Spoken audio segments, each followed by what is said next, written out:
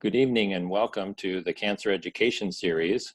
It's From Above and Beyond Cancer, which is brought to you in part by the Holmes Murphy Foundation.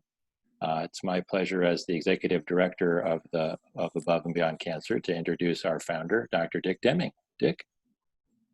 Hi, everybody. Welcome again. We're happy to have you here, and it's really an honor for me to introduce our speaker tonight. Dr. Aneesa Afroze and I have worked together for many years at Mercy. Dr. Afroze is one of our infectious disease specialists, and as you know, she is really a true hero in these times. Dr. Afroze and her partners in infectious disease have been doing double, triple, quadruple duty over the past few months as they have led Mercy's efforts against the COVID-19 pandemic. Now, that's not the reason we invited Dr. Afroze to speak today, but certainly if you have any questions about COVID as it relates to your life here in Iowa or travel, feel free to submit questions. The way we're working this tonight is that those of you attending, the best way to ask a question is to type it in the chat. Chris is going to be monitoring those and will give the questions to Dr. Afroze. Again, Dr. Afroze is an internal medicine doctor and then a fellowship in infectious disease. We've asked her to speak on travel and basically talking about international travel. In all honesty, we'd asked Dr. Afroze to speak ahead of time because many of us were planning on going to Africa this summer, and it was sort of a prelude to how do you prepare for traveling internationally. I think it's still a topic that is really important. We certainly hope to be taking people overseas again, but it's good basic information that will serve in good stead. And we're going to be recording this. So when we do get our team assembled and get ready to start planning to go overseas, we'll have this talk on tape. So without further ado, I'm going to turn it over to my colleague, Dr. Aneesa Afroze. Thank you, Dr. Deming. Thank you so much. Chris, we can have the slides on, please.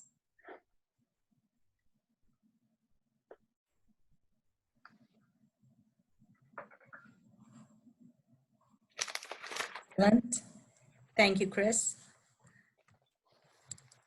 All right. So we're going to talk about staying healthy during travel. It's just a quick travel counseling, actually. We run a travel medicine clinic. It's not separate from our infectious disease clinic, but all of us provide travel health counseling. And I'm a certified travel health counselor myself. And rest of the other ID physicians also provide travel health counseling. But I was asked to, make a talk regarding that. Actually, I was going to focus on Africa, as Dr. Deming said, but I tuned a little bit differently now, just in general about travel counseling and not focusing on any one place.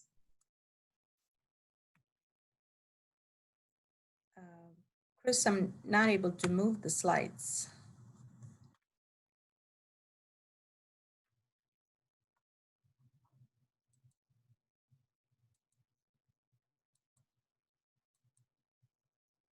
Excellent. So we'll talk a little bit about epidemiology, how we review itineraries and how we suggest what vaccinations are needed, what risk you will be involved in, how to take care of yourself, and the medications that are needed.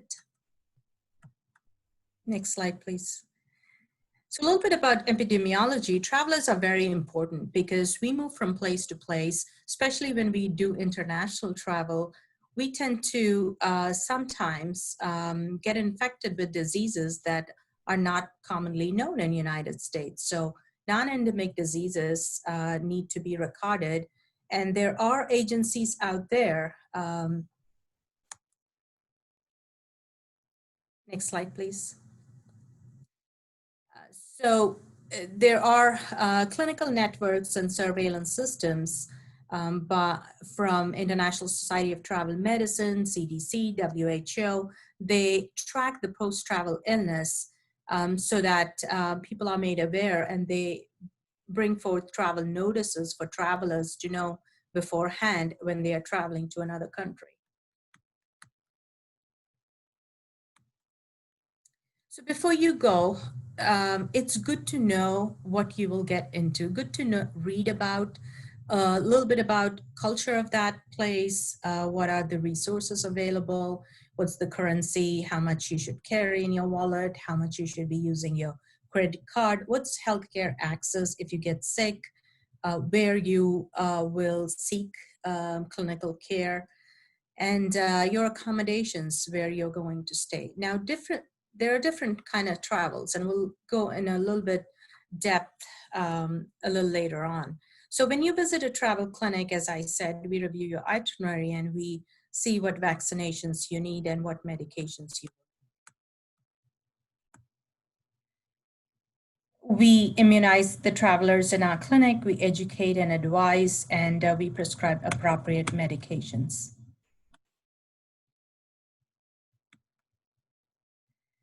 So travel-specific issues also depends on age of the traveler, younger ages versus older ages, underlying illnesses and comorbidities. Are you immunosuppressed? Do you have diabetes? Do you have hypertension, cardiovascular disease? What is safe? Are vaccinations safe for you? So we look into the medical history and the vaccine history and make recommendations. If there are any contraindications to vaccines, then we do provide waivers, a waiver letter. We have to be aware of female travelers if they are pregnant or breastfeeding. Most of the time, if they are going to countries where, say, yellow fever is endemic or high risk of getting malaria, we advise against traveling when somebody is pregnant. And you probably have heard a few years ago there was Zika virus going on, and pregnant or people who want to conceive were advised against traveling to those areas. So a full review of travel itinerary is very important, and business travel is very different from visiting friends and family. Urban travel to the cities is very different than going to rural areas. Staying in a good hotel with air conditioning is different than going out on an African safari and camping. Going on a missionary trip or doing humanitarian work is very different, to going to an office and doing office work. So needs are different for different travelers.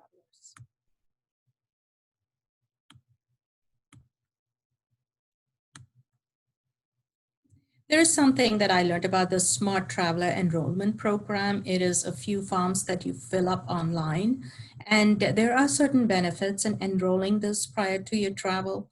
It is free. I did it a couple years ago when I went for a medical mission trip. Basically, you provide your information and U.S. Embassy will contact you in case of emergency or natural disaster or civil unrest that's happening. And they can also contact your family in case of any emergency. So it's a good way of kind of having that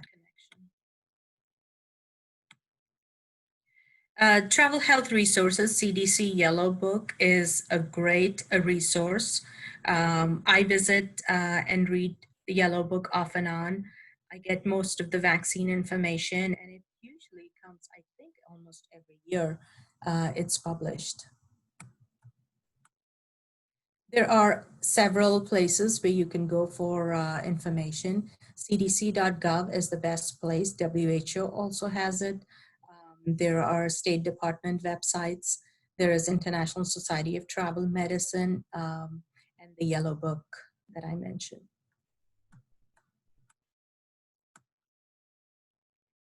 So there are a lot of infectious diseases that travelers can get exposed. Malaria, tuberculosis are the worst ones, but you can have travelers' diarrhea, where people say 50 to 60% of the people end up having travelers' diarrhea.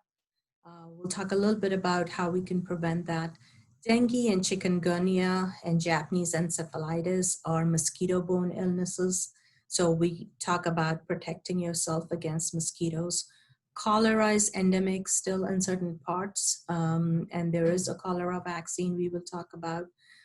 Parasitic illnesses can happen, especially if you are an adventurous traveler and you are going and swimming in lakes that are infested with parasites, or walking barefoot on beaches where they might be schistosomiasis, walking across Nile River or things like that.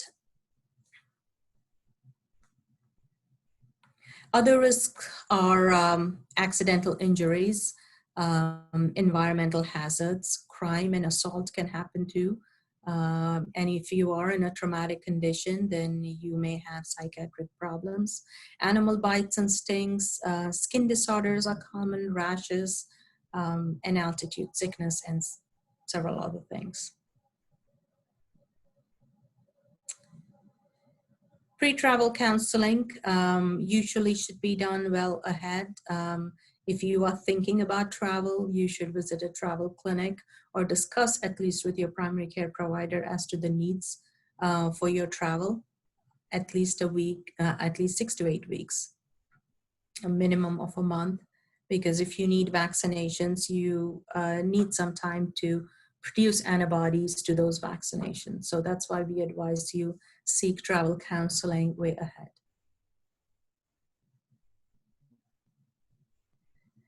So there's several travel vaccines. We will talk a little bit about everything, but the most common out of these lists are hepatitis A and typhoid. Other than specific vaccines like meningococcal and yellow fever for specific areas.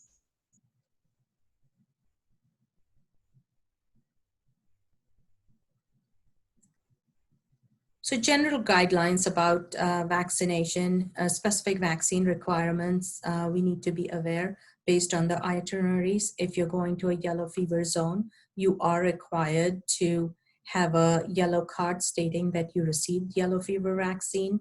After vaccination, you may be asked certain things to avoid, but most of the time, vaccinations are pretty safe, other than some injection site pain where you can take anti-inflammatory medications.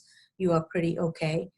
We do advise to complete the series of vaccination anytime you start it, so we don't have to repeat it. And most of the time, we don't repeat it and finish up the series. So we'll talk about Tdap vaccine. Tdap is tetanus, diphtheria, pertussis vaccine. We have gotten this vaccine as children, known as DPT. It's the adult form of that vaccine. There's a lot of pertussis or whooping cough illness that has occurred in our country, thousands and thousands of cases, especially in older people whose immunity had waned off. So it has been recommended that one time you should receive a Tdap booster. After that, you will get your regular tetanus vaccine every 10 years. MMR, not a very common travel vaccine, but we have started talking about this because, as you know, there have been thousands of cases of measles across the country, in Europe, and all over the world. So measles is something that we don't want to bring when we travel to an area where it's endemic. So we once upon a time thought that we have eradicated measles, but measles is coming back. And some of the kids don't get immunized, and those are the kids who transmit even to adults. And it is said that as adults, our immunity might have waned off. So for those high-risk people, we check antibodies and we revaccinate them, or at least give them a booster. But we do talk about MMR nowadays during travel. Varicella is chickenpox vaccine. Now, this is, again, a childhood vaccine for everyone who've been born after 1965. It is a live virus vaccine. Not a common travel vaccine, but if you have not been vaccinated for varicella and you are not immunocompromised, then you can get 2 doses of varicella vaccine. Influenza, I don't know how much I should emphasize on influenza. It's the most important thing. I tell travelers that we talk about fascinating illnesses and tropical diseases and hepatitis A and yellow fever, but we rarely see them. And but influenza is the most common respiratory illness that travelers can get, especially in tropics. Influenza is all year round.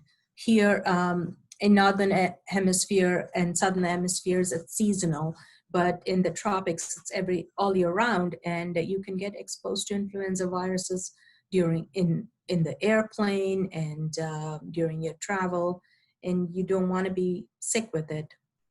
Although influenza vaccines efficacy depends on what we have as strains in that vaccine. But when there is a good match, antigenic match between the vaccine and the circulating virus, it can protect 70 to 90% of the illness. So if it is the greatest vaccine that year, I mean, we can have great protection, but even if it is 50%, you are protected 50% of the time. Or if you get influenza, you won't get as severe illness as some unvaccinated person. So out of everything, I always emphasize influenza is the most important vaccine that you should get. Every year, actually, you should get influenza vaccine. And if you don't, especially during travel or pre-travel, you should get it. Hepatitis A is a common travel vaccine, especially when people go to Asia or Africa. Highest risk is travelers who go to poor sanitation areas, provide healthcare services, or visit orphanages. It's a single dose. We give it at their first visit during when they come see us. And then there is a booster dose that's given between 6 months to 18 months. And we ask them to remember that they need to get this booster. They will be long-term immunity if you get 2 doses. Sometimes people tend to forget that, but I emphasize that because once you start a vaccine series, you would want to finish it. So visit a travel clinic at least 2 to 4 weeks before your travel. Get your first dose of hepatitis A, and then the second dose will be between 6 to 18 months. Hepatitis B, again, not a very common travel vaccine, but we do give based on who is traveling. So if a healthcare worker is going on a medical mission trip and they're going to go visit, healthcare settings, it's very important that they are vaccinated. We all in healthcare are usually vaccinated, but if someone is going and providing, nursing services or things like that, for the first time, they need to be vaccinated and have full protection. There are 2 kind of series, a standard one and an accelerated one. If people don't have much time and have just a few weeks, we tend to give them 0, 1, and 3 weeks, and then they come and get their booster later on. There is a combination vaccine, Hep A and Hep B, which is Twinrix.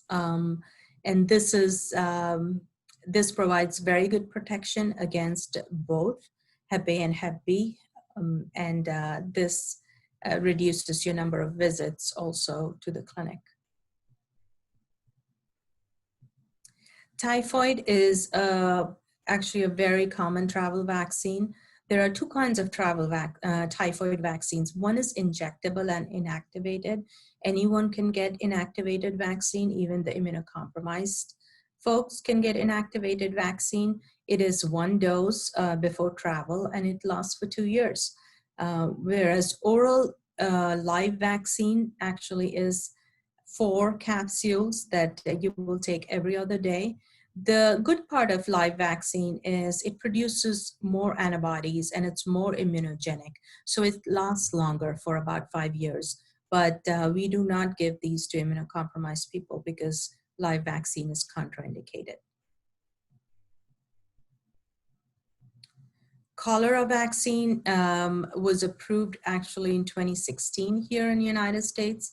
Before that, there are a lot of other cholera vaccines, but none of them had showed much of efficacy. There is an oral cholera vaccine that is live and is just a single dose. It reduces the chance of severe diarrhea in people by 90% at 10 days and 80% at 3 months. So that's a pretty good protection, and especially if you're traveling to areas and like say Haiti had cholera outbreak, or I think it's a good way to vaccinate yourself and keep yourself safe. Obviously, clean water, sanitation, and hygiene are very important. Polio, we use inactivated polio vaccine.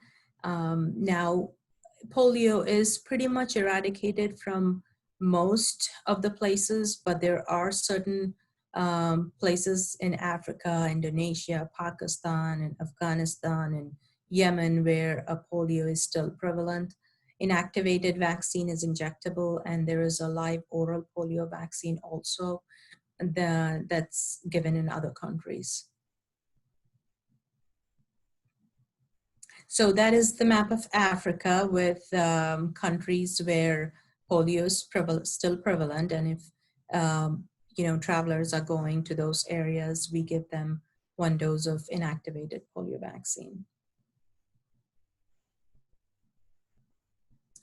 Rabies, rabies is low risk in travelers, but if a veterinarian is going and providing services and other places for animals, we make sure that they are vaccinated for rabies. But sometimes you can get bitten by stray animals and rabid animals. At that time, you will need post-exposure prophylaxis.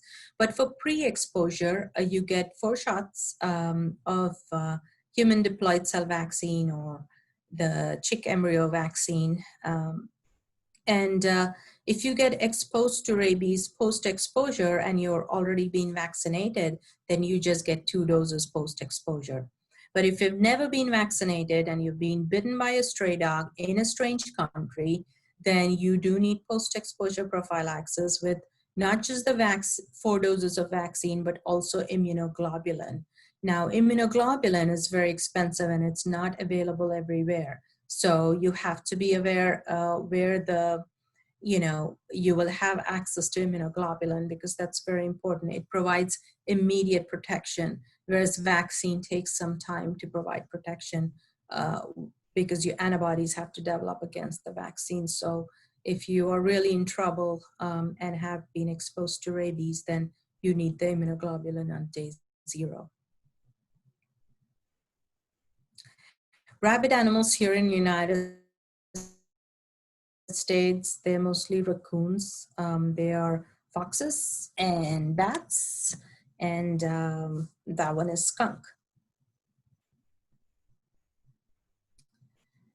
Meningococcal vaccine, again, very specific areas would need you to show proof of meningococcal vaccine, especially the meningitis belt in Africa. You have to show the proof because there are outbreaks of meningococcus all the time. It's a very bad bacterial meningitis.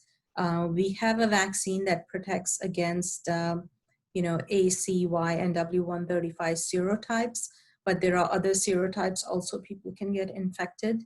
Some of you might have heard about outbreaks of meningococcal serotype B among college students here in the United States. So now we have a separate meningococcal B vaccine available for younger people. So that's also available besides the regular meningococcal vaccine. But when you travel, it's that quadrivalent conjugate vaccine is what you get. And we do kind of make a note on your yellow card that you got it. Especially it's recommended for areas in sub-Saharan Africa. So that is the map of Africa, and the dark area that you see is actually called the meningitis belt. And as I always say, that there are no well-defined borders. All around the dark area, you see the gray zone. All those areas, there have been meningitis outbreaks. So if you travel to those areas, then we will give you the meningitis vaccine. Japanese encephalitis, it is a fascinating disease. However, I have never seen one, and it is very, very rare. We do give JE vaccine to some people who are going for a prolonged period of time to endemic areas, mostly in Asia. And most of these folks are either going there for a year to do mission work, or to teach English or things like that. If they're going for prolonged periods to endemic areas, and especially rural areas, then they get the inactivated virus vaccine. There are 3 doses, and that'll provide them good 80% protection.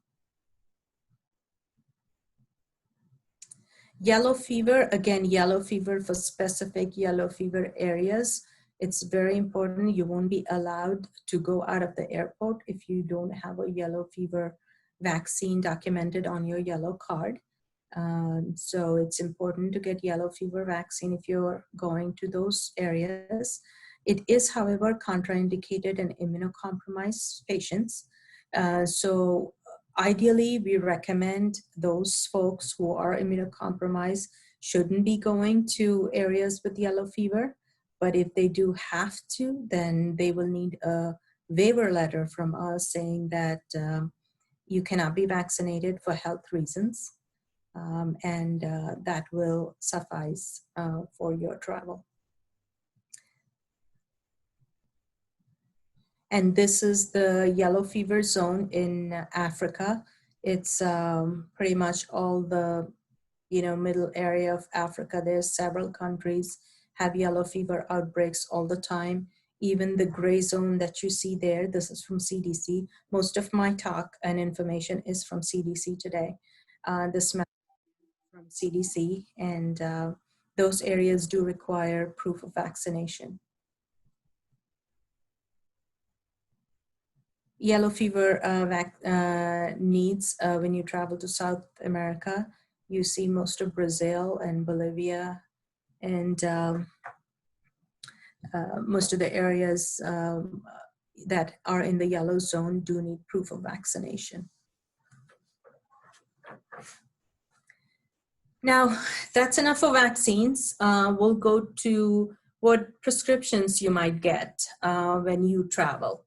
So traveler's diarrhea, everybody gets a prescription of antibiotic for this. This is not to prevent, but this is to treat traveler's diarrhea. The way I tell, people is traveler's diarrhea is common, but most of it is self-limiting. About 60 to 70% of the people, within 2 days, it resolves. Now, diarrhea is defined as more than 3 loose stools in a day. It is not, I tell people, when you eat a hot meal or, a hot curry or something, and you have a loose stool, that's your tummy upset because your tummy can't handle, all the chili pepper. But if you're having persistent diarrhea, then you may have infectious diarrhea. But you need to do 3 things. You need to hydrate yourself well. So for that reason, you need to carry some electrolytes with you. I tell people to carry some hydration tablets or electrolytes like Propel. Hydrate yourself well. Take your Imodium. Imodium is an antidiarrheal medicine. Carry that with you. It's over the counter. And then the third thing you do is you wait for 3 days. If you don't get better, then you take the antibiotic.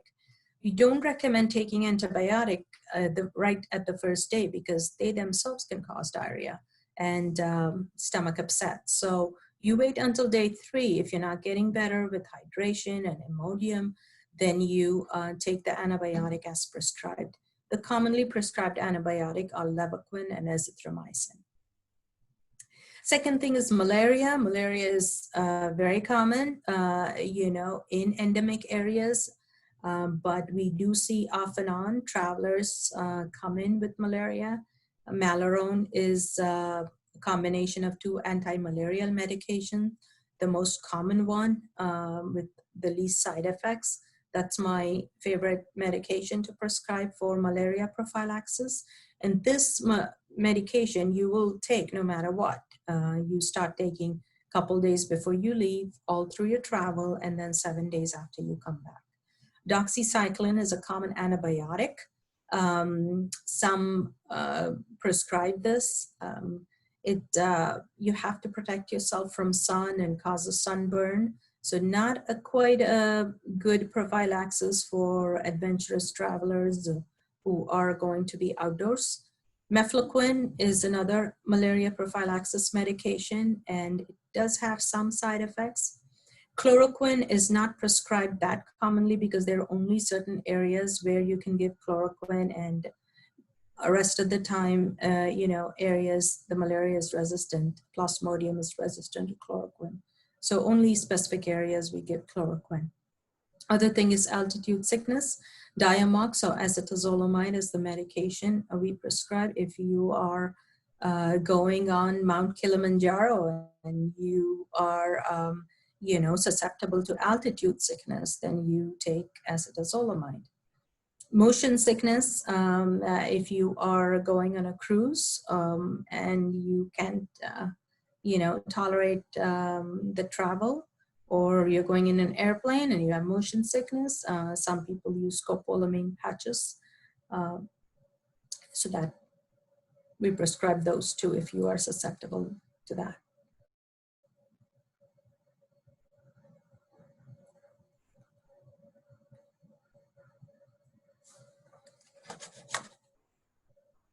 Going back, travel counseling again, besides the education and vaccine, we emphasize compliance with malaria prophylaxis. And I will tell you that sometimes, no matter how careful people are using insect repellent spray, taking malaria prophylaxis, you can still get malaria. So you have to be aware of that.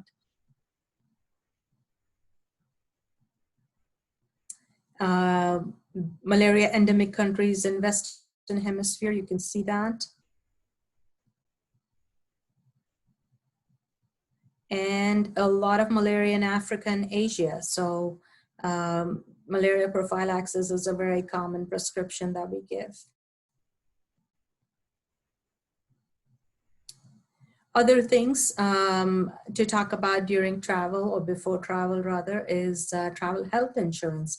Some people with comorbidities or problems that they could be sick during travel, or going on long stays in Africa or any other place. You know, you might want to have a health insurance if you think you might get sick. But most of the travelers do get some form of health insurance. You need to know where you can seek medical care if you get sick. Watch out for travel notices that CDC sends out. You will know if there's a cholera outbreak in place where you're going, or yellow fever outbreak, or dengue fever outbreak. Travel notices you should be aware of and read before you go. Hand washing, hand hygiene, all kinds of hygiene is very important. Emphasizing a lot on food and water precautions, because most of the diseases that people get are from food and water. Mosquito bite prevention, as you've seen, malaria is prevalent everywhere, so you need to carry some insect repellent spray with the highest content of DEET in it and spray accordingly. Electrolytes, if you end up with diarrhea, you know, you need to replenish your electrolytes, and always have a little small first aid kit, Band-Aids and things like that. Environmental precautions. Jet lag is something that we also talk about. And in order to overcome jet lag, especially when you're going from, east to west, then you probably will need to take a sleeping aid, a sleeping medication, and usually a short-acting one like Ambien is what we prescribe. Make sure that you have some sun protection, and especially when temperatures are extreme, dehydration and heat strokes can occur. When it's cold, hypothermia and frostbite can occur. Altitude sickness, be aware of that. Water recreation, many people go, on boats or snorkeling, and they can have accidents. Risk of schistosomiasis and leptospirosis, those are something waterborne parasites that one can get infected with. So be aware of, lakes and rivers and things where you can get into. Again, coming back to food and water precautions, the most important thing, always drink bottled water. It's available everywhere. If it's not, then you will have to boil the water before you drink. Select food that are well cooked. Cooked foods, bacteria don't survive. Avoid eating raw foods like salads and raw vegetables and, unpasteurized dairy products or food from street vendors. I tell people to avoid smoothies and slushies, and you don't know how the ice is made. The rule of travel basically is if you can't peel it, can't wash it, don't eat it. That pretty much applies to each and every travel, I should say.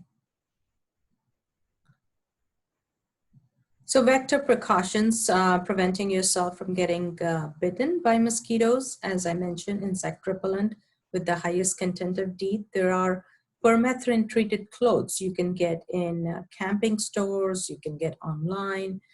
People going on African safari or things like that can buy permethrin impregnated clothes, or use permethrin impregnated bed nets if you need to. Use of insect screens over open windows and air-conditioned rooms to keep yourself safe.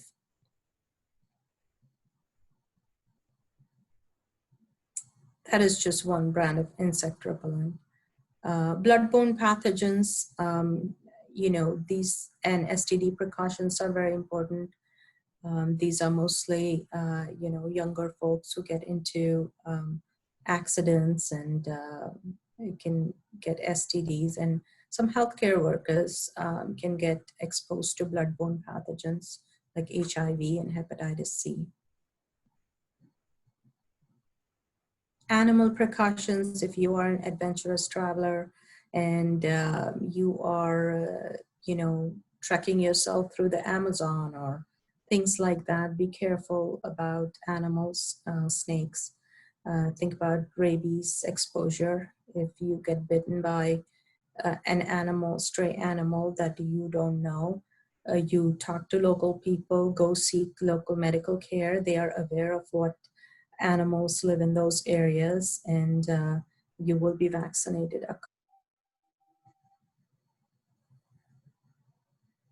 Injury and crime, be aware of night travel. In a strange country, we usually don't know.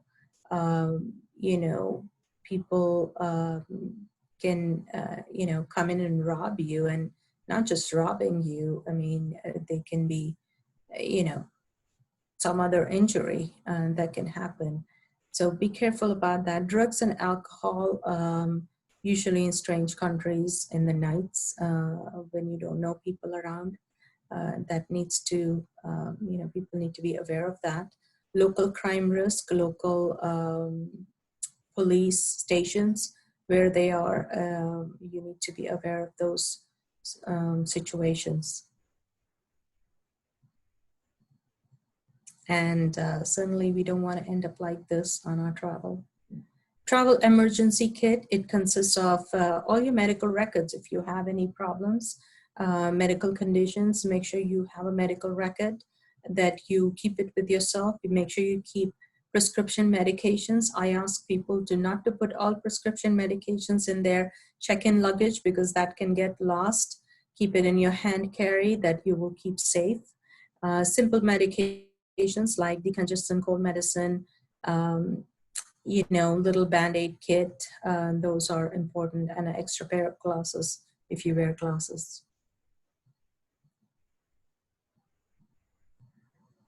Post-travel care is important, especially if you come back and you have fevers, chills, sweats, and you need to let your healthcare provider know that you have traveled, because there are several diseases that we don't think, if you don't give us history, that you have traveled.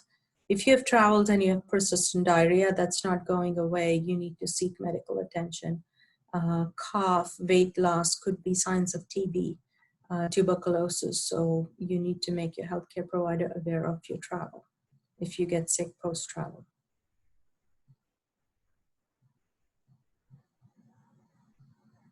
All right, we can't just go by not talking about COVID-19 pandemic. This is the only slide I will put it here. CDC recommends you avoid all non-essential travel. And if you must travel, you should seek, counseling by a healthcare provider, and you go visit global COVID-19 pandemic notice websites. There are warning levels, warning level 3, where you should avoid non-essential travel. Level 2 has an alert saying you have to practice enhanced precautions in those areas. And level 1, practice usual precautions. So please visit cdc.gov website. It has a lot of information now on COVID and travel. And I would encourage people, first thing, this is not the time to travel. But if you do for some important reasons, then you need to be aware of the precautions you will need to be taking. I think there's still some time for questions. So I can take any questions if someone has.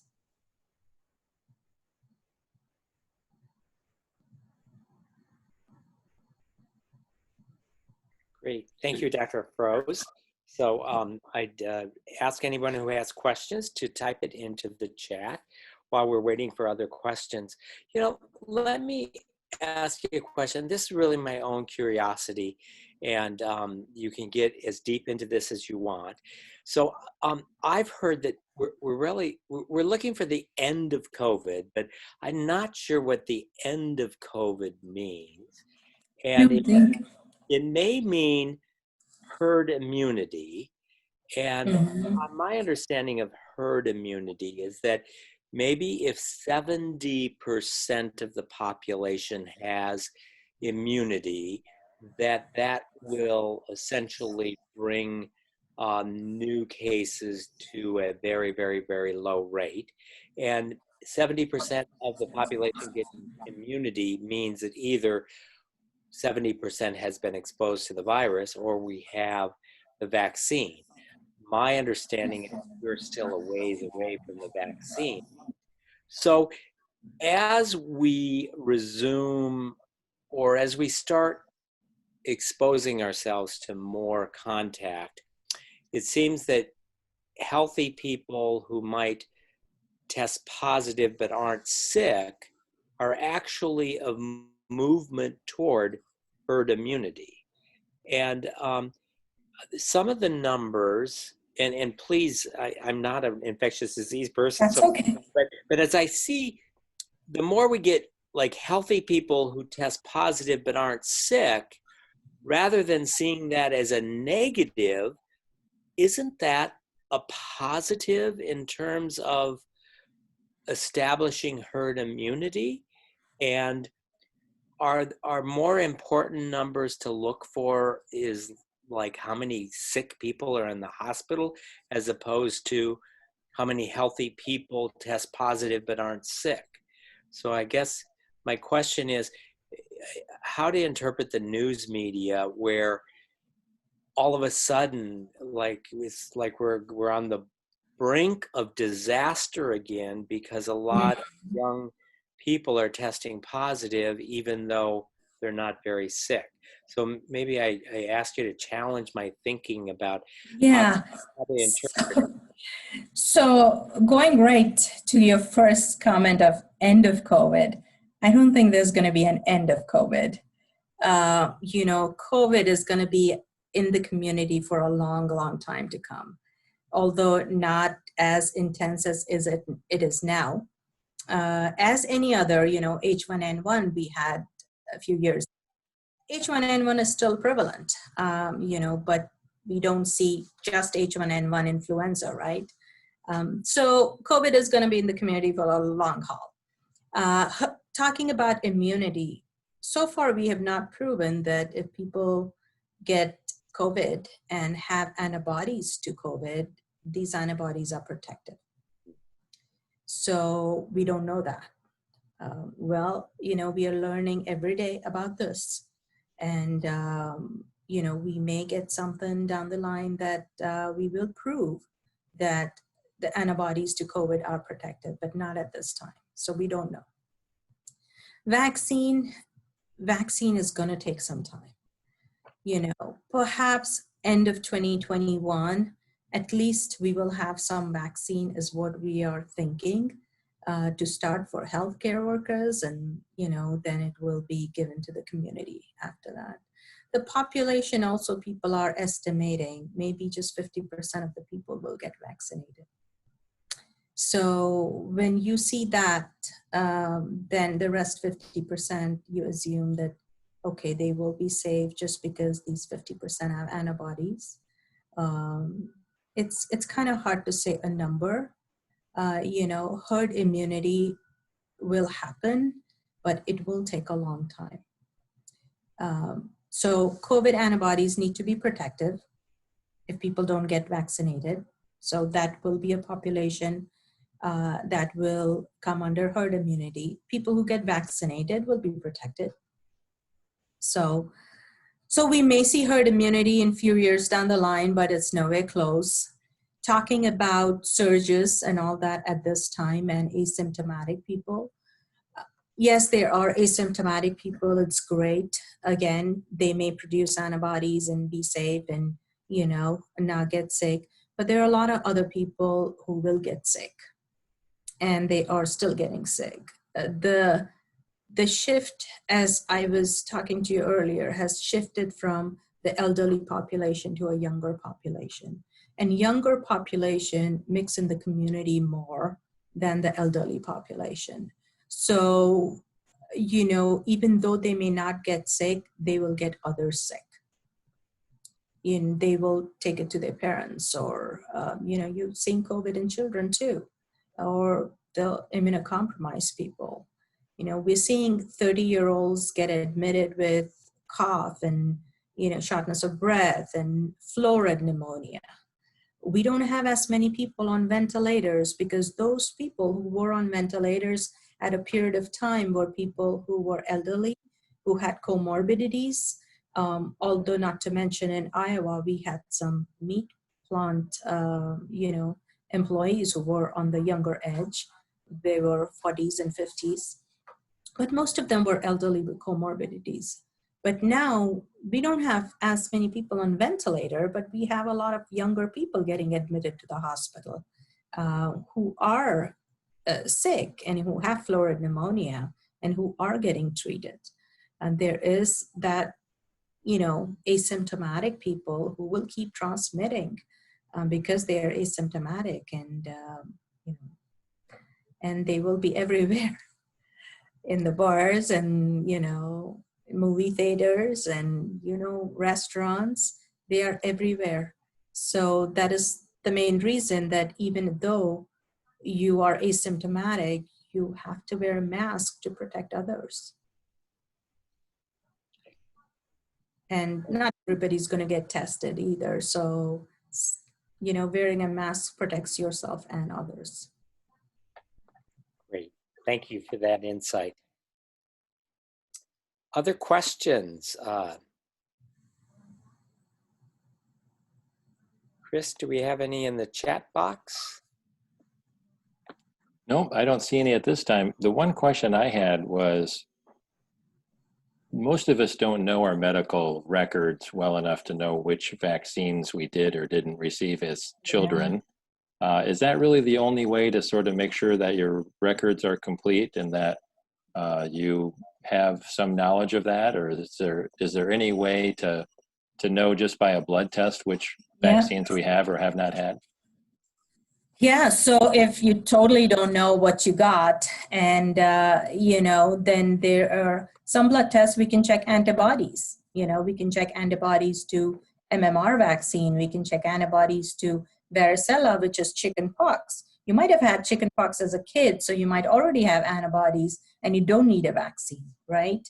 So yes, there are some blood tests we can check antibodies and make sure you have antibodies and you don't need the vaccination. Even some people don't remember if they got hepatitis B, so we can check Hep B antibodies, or hepatitis A, for example, because this hepatitis A is food and water transmission. So many of the people from Asian countries already had hepatitis A when they were children, and they have antibodies to hepatitis A. So they may not need hepatitis A vaccine. So yes, there are some blood tests we can do. We did have one question. Yep. What do you think is the best method of return to learn for our schools this fall? That is a hot topic, right? By the way, Dr. that question comes from that question. I'm sorry, I was just going to give you some perspective. That question comes from a cancer survivor who is a teacher. Oh, so, I'm all right. So I have to be very interested in your perspective on what's the best way for schools to resume this fall. Yeah, I have to be politically correct here because there have been statements out by educational boards. And if you ask me, I don't quite agree with everything that has been said in there. Just because I have children in school, and I don't feel safe with them going and mingling with every, kids at school. They will not be practicing social distancing. And if we don't mandate or encourage children to wear masks, I think there is a problem. I think they all should be wearing a mask. They all should be practicing hand hygiene, respiratory etiquette, and they should be spaced and distanced when they are sitting in a classroom. I think at least we owe that much to our kids. We have to keep them safe. Is that possible? Perhaps it is. I don't know. I know schools are talking about having half class one day and a half class another day. Is that practically possible for some families? Maybe not. But I think, when children get sick, they mingle with so many children, and they are going to be outbreaks that will happen in schools. So I think masking, hand hygiene, distancing as much as possible, even in lunch areas, it's very important. I mean, I don't think politically, that is the argument, right? Politically, we cannot emphasize and mandate, but there has to be something in between. You can't just say that you are at your own free will to wear a mask or not. I think you have to take advice of, CDC or, just us who have seen so many cases, and we really don't want to see more.